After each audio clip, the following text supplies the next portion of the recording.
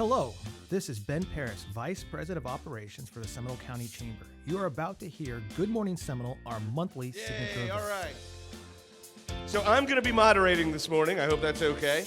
And please join me in welcoming our panelists to the stage. First up, we have Brad Thoburn, Assistant Secretary of Strategic Development from the Florida Department of Transportation. Brad, come on up. Our own Shane Lillibridge from Headquarter Hyundai, our Customer Relations Manager. Come on up, Shane.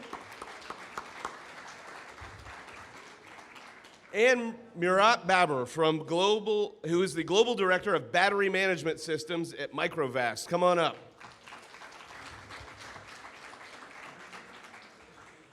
All right, this is an exciting topic. We've got a packed room, and I know we've got a lot of folks who have a lot of questions about how we get from here to there, so let's dig in.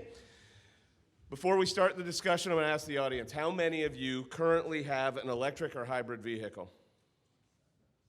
Any friends have an electric vehicle that you know of? All right. Today, they're becoming a lot more commonplace than they were even 5 years ago. And so let's talk a little bit about why we have seen such growth. In 2011, there were only 16,000 electric vehicles on the road in the entire United States. As of last year, there were more than 2 million. While this is still a very small percentage of the number of cars in the U.S., do you think this trend is going to continue over the next 10 years? We'll start with Brad.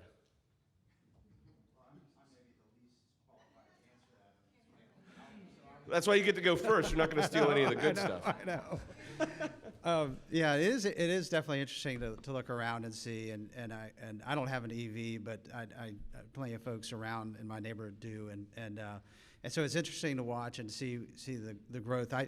We do anticipate growth certainly continuing. I always look at, I'm sort of, one of my favorite things to look at or a model is the hype cycle that Gartner produces, and I kind of look at that, and it really applies nicely to AVs, because you get into that sort of irrational exuberance, and then you go into the trough of disillusionment, and then you kind of climb out of that. And so AVs, I kind of know where we are with AVs, but the EVs are kind of tough to figure out, because you kind of had the hybrids, then the plug-in hybrid, and now the battery electric, and I'm like, are we starting back over in the hype cycle, or are we coming out into that plateau? And I feel like it's the latter, just because the technology is clearly moving quickly and addressing some of those barriers, and the market's really addressing some of the barriers I think we're going to talk about a little bit later. But our perspective and my perspective is that we're kind of projecting out different models in terms of what the growth could be, and it's we're kind of looking anywhere from by 2030 10 to 35% of the market. So big growth. Shane, yeah. What say you on the growth?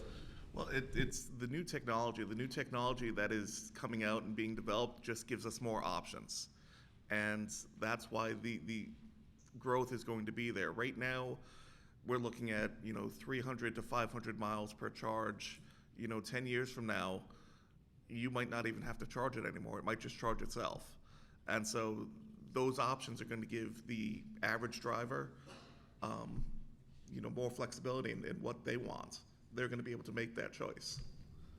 Speaking of technology, Murat, what do you say? Yeah, on that note, exactly the range anxiety about everybody has, like, is my car is going to run out of batteries and all that is going to be a thing in the past. So we are really developing on running long-lasting batteries with more safety. And also, now the battery has proven itself to robust. And you guys can all now see there are batteries around more than 10 years, and that anxiety is also going away. So with the advancement in technologies and making batteries more ultra fast charging and running long will help with the adoption even faster. So, yep. Excellent. So, Mr. Secretary, we will set the stage here. We'll give you a little easier question. What are some of the things the state of Florida has done to kind of set the table and undertake some support for electric vehicles? Well, yeah, this is an interesting space for the Florida DOT. It's new for us for certain. And when I started at DOT, I didn't imagine that this was one of the areas that I'd be speaking on in a year. But it's really fascinating what's happening. there's some interesting dynamics out there. Like, for example, people look at rest areas as an area for the potential for deployment of EV charging stations, but actually federal law does not allow that. Federal regulations do not. But when we're on the turnpike, we're not bound by that. So we've been effective in deploying EV infrastructure along the turnpike. We've also been working closely with Florida DEP and other partners at state agencies. For example, DEP was leading the deployment of the VW settlement funds. We've recently been working with them on a NOFO that they put out for electric transit vehicles. So through that, we anticipate probably 200 new EV buses coming into the transit properties throughout the state, which is, may not sound that big, but for transit properties, that's a pretty big deal. And we're doing it by kind of the program that DEP put together with us kind of bridges the gap between the cost of a diesel or CNG and an electric vehicle. So we're kind of bridging the gap to that transition. But more importantly, though, we're working. We developed the EV master plan last year. It was required by state statute. I know you were heavily involved in there, somewhat involved in, I guess. So, And really, this framework was done in coordination with other state agencies, including the Public Service Commission and the DEO and DEP and others, and really focused on kind of where the gaps in the system are and for us it's about like what's the right place for a DOT or other state agency, as we know the market's going to drive this. But so what's the place for us to serve a public interest? And so, there's places the market's not going to go, and they're largely more rural areas or lower income areas. So it's like, how do you fill the gaps and facilitate investments that provide a public interest, like providing resiliency during emergency evacuation, things like that. So we'll be focused on, maybe mobile charging stations and providing, maybe our road rangers have the ability to help somebody out that gets stranded, and those kind of things. So we're going to focus in 4 areas. It's adaption, facilitate, educate, and coordinate. So it's kind of, working with our local partners and things like that. So it's a framework, but now what's, I think, very significant is that we, as most of you know, we now have some funding that's coming from the federal infrastructure bill in the tune of about $200 million over the next 5 years for EV infrastructure deployment. So we're in the process of developing that plan. We have the EV master plan, which is sort of that framework. Now, by August 1st, we have to provide to the US DOT a implementation plan. So the fact that we did the EVMP that was required by the Florida legislature puts us in a really great place, because we got a short fuse. We're going to use what we did in the EVMP, but then focus on how do we deploy this, the dollars. And it's a little bit different. We had, there's some differences between what we had done in the EVMP versus what they're calling the NEVI, the National EV Infrastructure Plan, that we have to provide our state plan on. But again, it's going to focus on installation and purchase of charging infrastructure. It can subsidize some O&M. It's going to be focused on the interstate system first. And it has to be on alternative fuel corridors. We've been very aggressive about putting our interstates on the alternative fuels corridor inventory. We've got another round May 13th, so we're gonna continue to build that.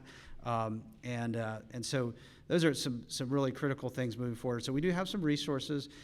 It is different. There's like a 1 mile buffer from the interstate that those dollars can be used on. It's a little different from the 5 miles we identified in our plan. So we've got to make those kind of adjustments.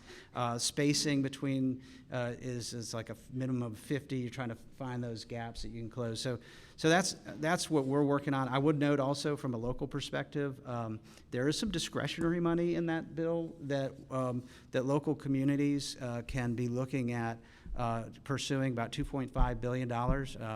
There's a lot of discretionary money in that bill, and it creates its own set of challenges. But we're always looking at how do we get our fair share of the dollars if they're out there, whether we like the way it's coming down or not.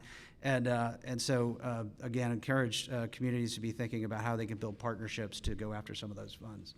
Excellent. Well, it sounds like you've got a great partner in the legislature. Bet he's handsome too. Yes. I don't know. I'm just saying. But at least Florida, relative to other states, seems like they're more forward-looking than a lot of the other states in terms of getting ready for the industry. Yeah, I mean, I think that master plan really put us in a great place. I mean, All right, we'll go back to the rest of the panel for the next question, and we'll start down at the other end with Murat. What does everyone see as the top impediment to growing this market of the business? And I think starting technologically would probably be the right way to go. What do you think? Yeah, so safety, and people have always this fear of if the battery is gonna bring any harm, it's gonna hurt the operator of the vehicle.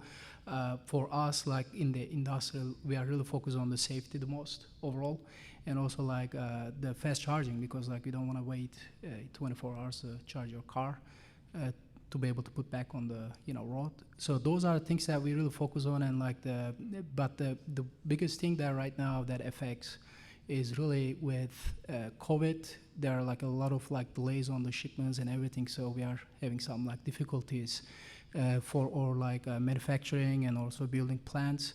So I would say from that perspective, for research and development, we need better turnaround for the shipments, and also the microcontroller and the chip industry is really slowed down. Those are the things that are really affecting. Yeah, you've heard a lot of talk from folks, even traditional car makers like Ford, who have Right. said cars are all done except for the one little chip that we're waiting on, and Right. that's got to be multiplied tenfold in an electric vehicle. Exactly. Shane, what do you think? What's the top impediment? Right now in the state of Florida, it's infrastructure, and the state's doing quite a bit to speed that process up. But just for instance, my house is 100 years old. I've got a 110 volt system in the house. If I plug in an electric vehicle, it's going to take 30 hours, and there's no way to speed that up unless I redo my electric system. And so things like that, the new houses being built, the new businesses.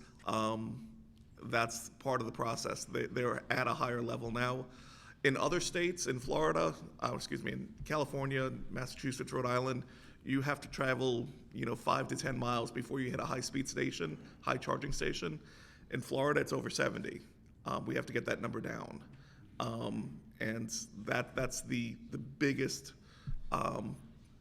drawback right now. But if you want it, buy it. Shane, we'll stick with you real. Okay. We'll stick with you real quick before we come back. We'll iron that question out. Don't worry, we got some other ones going. So you have the Hyundai Ioniq 5, and even your website says it's very limited availability. Is the reason because the parts are hard? Is it the demand high? What is it? Why is it? What's the impediment there? Honestly, Hyundai didn't want to send electric vehicles to Florida because they didn't believe that they had the infrastructure to take it. Hyundai's had electric vehicles for over a decade. They've had plug-ins for over a decade. They just didn't send them to certain states because it didn't make sense if the infrastructure wasn't there. But everyone saw the Super Bowl and all of the electric vehicle commercials. When that happened, Hyundai sent every dealership in Florida 10 Ioniq 5s. And then we sold out of them in a week. So now we are getting a limited allocation. My allocation for this month was 5. I sold them before they got here. And so they're starting to move into that position, so we're going to get more vehicles. But honestly, when you drive a vehicle, you don't know what color it is. So don't tell me what color you want. I can get the vehicle, just don't worry about color.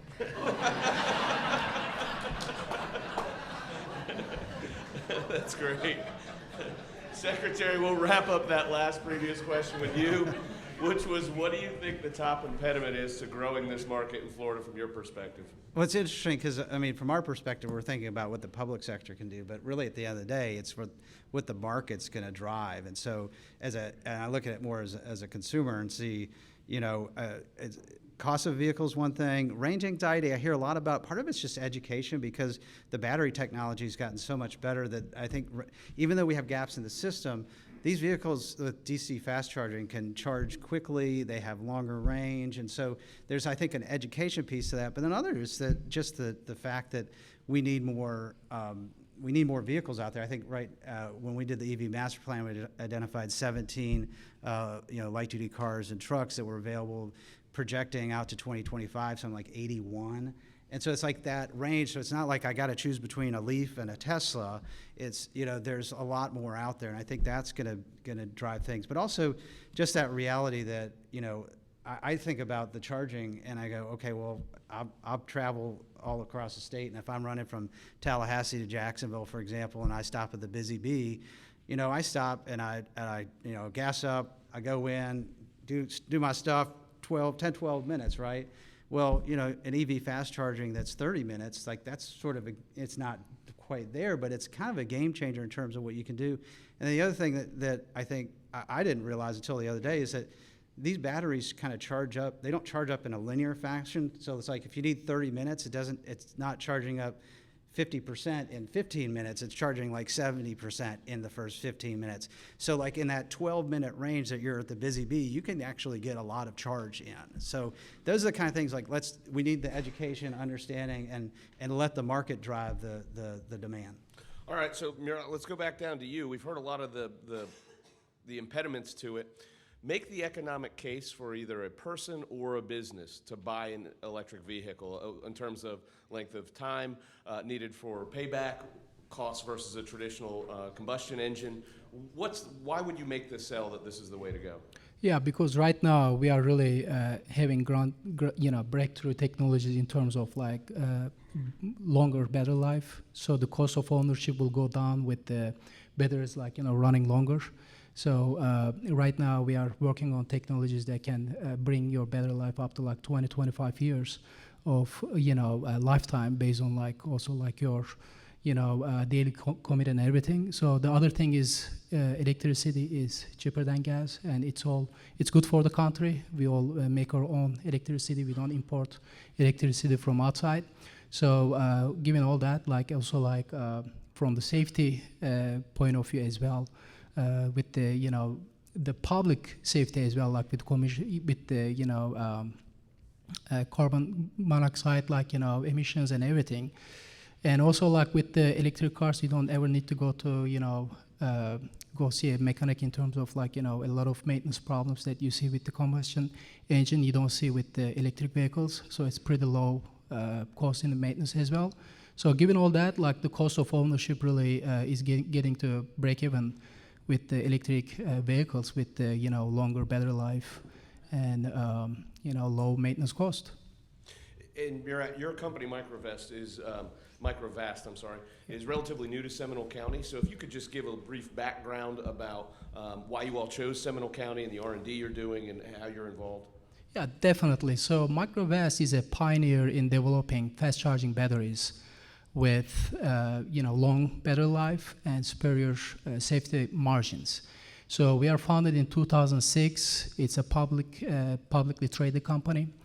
We are founded in Houston, Texas. We have offices in China, Europe, Singapore as well. We have about 1,800 employees in globally, but more than 500 of whom are R&D engineers. So we do a lot of research and development. The reason really we wanted to start our technology center in Orlando is because we can access to the talent pool for STEM resources. So there are a lot of science, technology, engineering, and mathematics talent pipeline here in Orlando that we can easily access. The other thing is if you look at the other technology hubs, this is more affordable tech city, so it's good for newly graduated or young families. So given all that, I think it's a really good talent pipeline for the skill set that we are looking for. That's why we are here. That's excellent, and so hats off to our folks in our education community who are continuing to supply that talent pipeline for us. We hear from site selectors all the time, whether we're at the Chamber, Orlando Economic Development Commission.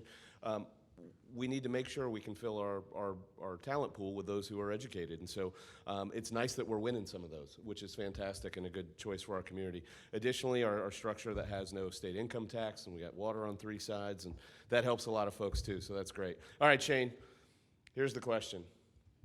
Very frequently, high electric vehicle initial costs. Somebody walks on the lot. They don't know they want an Ioniq 5 yet, but they do. Make the case for them that over the cost of over the cost of the vehicle's lifetime, that it's actually going to be cheaper for them to own an electric vehicle. It's, I'm a numbers guy, so, and you're only giving me a minute, but to make it real easy, If you're looking at a high-grade Camry, $38,000. You're looking at the SEL Ioniq 5, it's $47,000. Cost of maintenance, everything for 5 years. With the Ioniq, you're saving $1,400 a year. And that's compared to fuel to plugging in. Right now, if you went to Wawa in Winter Park to charge up your vehicle for 20 minutes, it's going to cost you $7. So I did 15,000 miles a year times 5 years. I put gas at $3.75 a gallon. I put the EV charge at what it is right now. Like I said, you're actually making, you're saving, or yeah, either way, it's $1,400 a year that you're putting in your pockets compared to buying the electric versus the fuel combustion. So, like I said, if you want it, you're gonna get it. You know, just drive it, love it, buy it. Well said, well said. Secretary, how is the growth of this market now affecting how the state plans its future transportation needs? Really good question, and I kind of put it in the bucket of just innovation generally, because we're used to planning out 20-year plan, 5-year work program. We create it's very linear, and now we're the world of mobility in general is being disrupted by innovation every day, and so it forces a government agency like DOT to be more agile, and that's kind of a little bit of a challenge. It's just not what we're used to, and it's not how we plan, and we don't do, so we need to do more things like scenario planning and things like that. But we also, one of the things that scares us is, like, in the world of innovation, one of the key phrases that people like to use is fail fast, and in the world of government, that's like find a new job fast. So, we're kind of like, how do you navigate this space? And for us, it's, we're looking at what are the potential impacts. I talked about the EV master plan. What are the impacts on emergency evacuation? But they also things like emerging mobility solutions, and then the EVs in terms of they're much quieter. What does it do for safety, pedestrian interaction, things like that. So we've got to think about how all these things impact our transportation network, how people move through things like micromobility and eVTOL with electric urban air mobility and things like that. So it's totally changing our world, and it's really exciting, but it also means that we have to think differently, we have to be more agile, and we have to anticipate what are the potential implications. But then on the flip side, we need to have some reality check on how fast is this stuff really going to be adopted? How is the technology going to develop? What rate of adoption? And so now all of a sudden our 20-year vision has to be very flexible. We have to be able to sort of turn on a dime as we see those things happening. And that's the way that's how it's affecting our planning. And so as a follow-up question, a lot of our revenue for Department of Transportation comes from gas tax. And that is a user fee that you pay more of the more you drive, because the more you fill up your tank. What happens in the future when more of these folks are electric vehicles and are not paying that tax? Are we going to go to more toll roads? Are we going to go to flat fees? Do you toll by plate? What happens? That's sort of the I don't know the answer. That's not a loaded question. We've been struggling with it for years. So if you've got a good idea, I'm listening. So, and that's where we kind of like, okay, from a department standpoint, we're going to kind of put together the background. We're going to work with our partners in other states and understand the context of the different options. But at the end of the day, it really is kind of a political solution. So this is a partnership where I've got to be able to give you the best information possible. So because it's going to be driven by the policy makers at the political level, what the solution is. We've been very fortunate. The gas tax is sort of this elegant solution where it's tied to the use of the infrastructure. And we can do it at a national scale, a local scale, and a state scale. And so it's like when we're trying to find the replacement, we have to think about those interactions between the different geopolitical boundaries and making sure that ultimately these solutions mesh together. One of the things I would note on this is that when we see the growth out, we have a conservative projection of 10% by 2035. Aggressive is 35. Even under those moderate and aggressive, we still see growth in gas tax up until about 2029, 2030, and then it starts to decline. The challenge is people are moving here in droves, and the cost of building infrastructure is going up, and the demand for the infrastructure is going up. So even though we won't see that decline, it's still going to impact us before that. What is interesting is you look over the last several, over even decades, there's been an erosion of that link between the gas tax, user fee, and the infrastructure investment. We're seeing more general revenue dollars. In this legislative session, we saw general revenue dollars. We're seeing that on the federal tax. It used to be that Congress would rob the highway trust fund for other stuff, and now actually it's running a deficit, and they're putting general fund dollars in. So that link is sort of eroding. Ultimately, we've got to find a solution of what's a sustainable way to pay for our infrastructure. So you don't know either? I don't. But I also know. A lot of really, really bright people have been struggling with this for years, and you're right. At some point in the next 5 years, we're going to have to wrestle down what we do. And there's like 20 different pilots happening across. So everybody wants us to do a pilot. We're like, well, how about we look at what these other pilots do, learn from them, understand the policy implications, and then we can kind of interact with you in terms of the policymakers to figure out what the right solution is. No, it's perfect. It's better than us having to spend money on our own. All right, so Murat, we'll go back to you. This is similar to the site selection conversation. Other parts of the country are building clusters to help the EV industry. Places like Arizona's focus on manufacturing.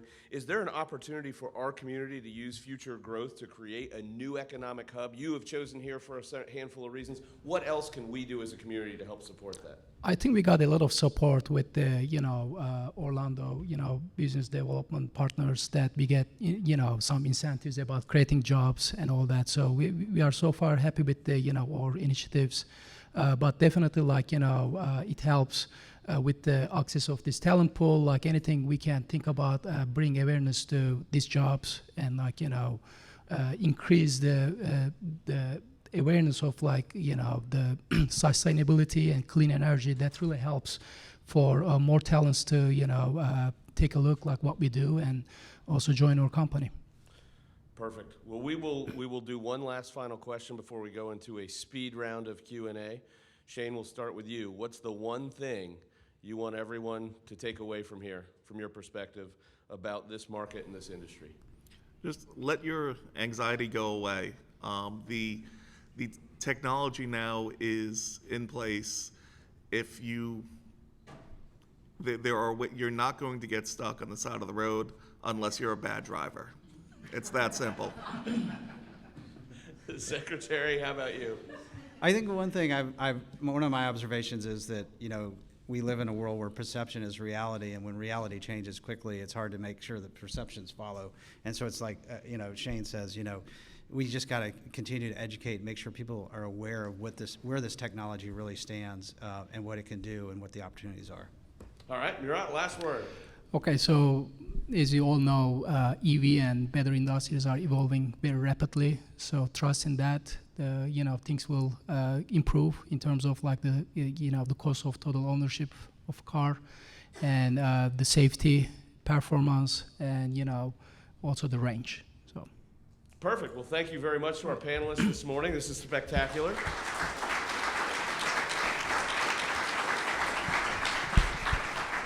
And we've got time for a handful of questions. I know everybody's got a personal. There we go. All right, right off the bat. Good morning. Microphone real quick. That's good. So let's talk about the cost of the batteries, okay, versus combustion cars. Like, let's say in the year 2030 or 2032, I want to buy a used electric car. Can you just buy a battery and put it in a used car, and will the batteries come down in price? Yeah, definitely. There are companies already suggesting a program like that. They replace the batteries based on the mileage or whatever the terms that you have. Also, there are a lot of work is being done about the recycling of the batteries, and also using the batteries for the second life applications. So we are working on all those initiatives to make the the environment more more friendly. So definitely there will be some programs in that nature to be able to swap the batteries. And also most of the battery manufacturers are now giving warranties about the batteries, that if you actually have problems with that, you can go for free replace your batteries. I don't know if Shane maybe can also chime in on that, how their warranty terms work. But as the technology advances, battery manufacturing companies also feel more comfortable giving those warranties. Fabulous. Thank you. Great question. One in the back right here. stand up and.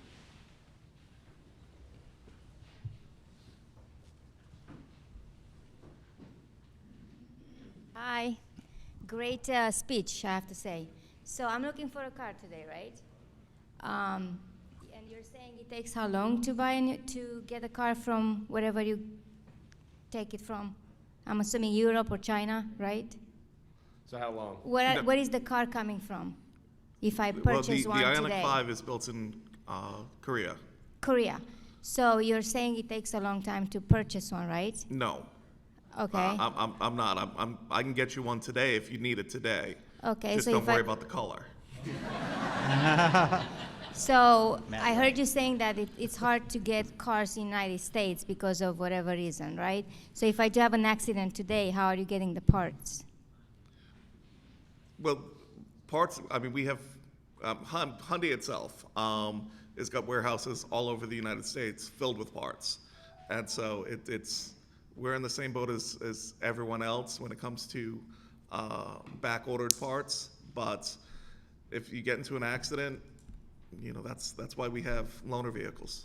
And that's true, not to be a Hyundai commercial, but that's true of all the manufacturers that have electric vehicles. So whether it's General Motors or Audi or Tesla or whoever, they're stocked with that stuff as well. Okay, thank you. Sure. That sold me. One last question, far back. Hi. Okay. Quick question. Does the battery ever get a memory problem? I'm from the wireless, my background is in wireless, and I remember when batteries of old developed a memory. You had to wait until they were fully decharged in order to fully charge. Is there a similar issue with electric car batteries?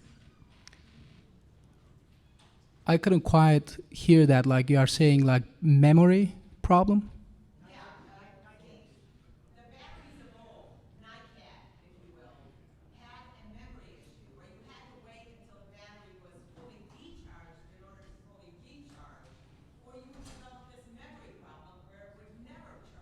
Mm-hmm. I was curious to know if there's a similar issue with the batteries in use by electric cars. Not really, because like all the batteries needs to be certified for the road readiness. Like so, these are all the safety measures that we go check on the batteries. This is also can be like a safety issue. Like also for the memory issue, it's like more like a design of your battery, like a management system. Like if you are using the EPROMs, or if you are using like some additional stored memory on the battery management system. So we, from the memory point of view, I'm not sure like if you are talking about the storage of the information or you are talking about anything else. So. Perfect. Yeah, so if the battery goes down to 25-30%, won't hurt to plug it back in and do it. All right, I think that's it. I know there's some extra questions, but I think the panelists will start to, will be here for afterwards in case you have any other specific questions. Let's thank them once again for being here. Much appreciated. Thanks for listening. To learn more about the Seminole County Chamber, please visit seminolebusiness.org or check us out on all social media at the Seminole Chamber.